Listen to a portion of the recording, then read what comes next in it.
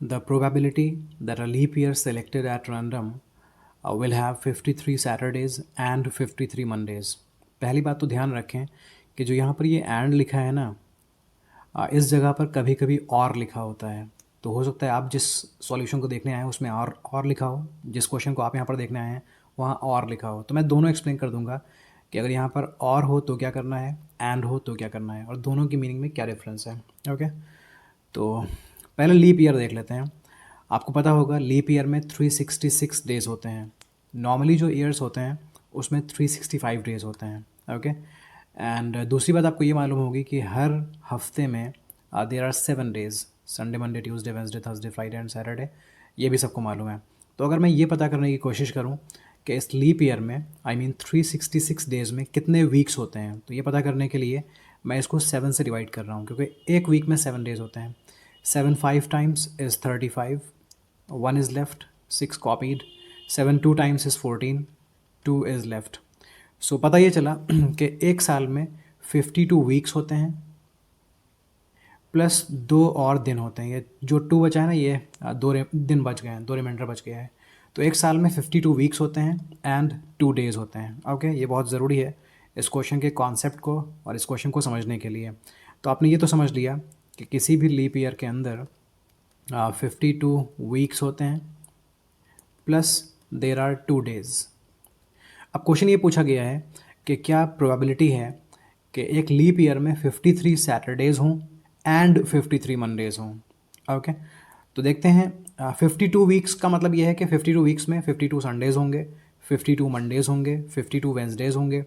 इन 52 weeks में हर दिन 52 times आ चुका है, संडे भी, मंडे भी, ट्यूसडे भी, वेंसडे भी। तो ये हमसे 52 सैटरडेज़ नहीं 53 सैटरडेज़ पूछ रहे हैं। तो जब 52 वीक्स कंप्लीट हो चुके हैं उसके बाद अभी साल में 2 दिन और बचे हुए हैं। ये जो 2 दिन बचे हैं साल के, इन 2 दिनों में कुछ भी आ सकता है। संडे मंडे आ सकता है, मंडे ट्यूसडे आ सकता है, ट्यूसडे वेंसडे आ सकता है। तो पहले मैं वो सारे ऑप्शंस लिख लेता हूँ यहाँ पर जो कि पॉसिबल हैं। तो इन 2 दिनों में हो सकता है कि संडे मंडे आ जाए, या हो सकता है कि मंडे एंड ट्यूसडे हो लास्ट के 2 दिनों में, हो सकता है कि ट्यूसडे एंड वेंसडे हो। ये सारी पॉसिबिलिटीज़ हैं, इनमें से कुछ भी हो सकता है।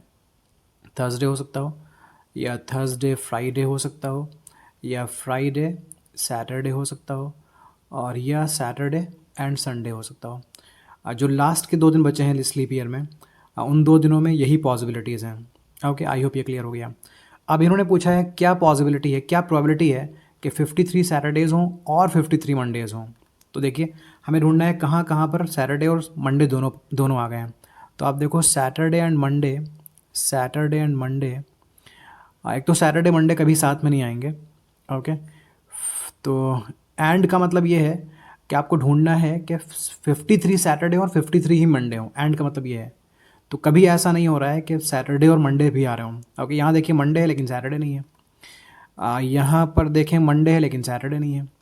ओके, यहाँ पर आएंगे तो सैटरडे है लेकिन यहाँ पर मंडे नहीं है। तो मतलब कभी भी ऐसा नहीं हो रहा है कि सैटरडे और मंडे दोनों आ रहे हों। तो कभी नहीं हो रहा है, इसका मतलब 0 टाइम्स ऐसा हो रहा है। और ये टोटल कितने हैं, टोटल है 7। सो इसका आंसर बन जाएगा 0/7। और 0/7 को हम क्या बोलते हैं, 0 बोलते हैं। तो इस क्वेश्चन का आंसर हो गया 0। लेकिन ध्यान रहे, मैंने आपको बोला था कि कभी कभी यहाँ पर और लिख दिया जाता है।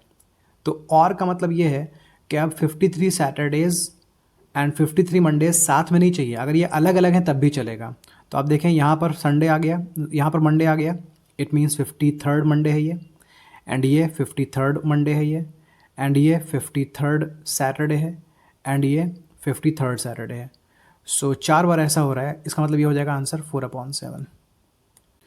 तो अगर ये पूछा जाता, अगर यहाँ पर और लिखा होता तब इस क्वेश्चन का आंसर होता 4/7। फिलहाल 4/7 कोई ऑप्शन इसलिए नहीं दिख रहा है क्योंकि इस क्वेश्चन का आंसर 0 है और 0 हमें मिल गया है।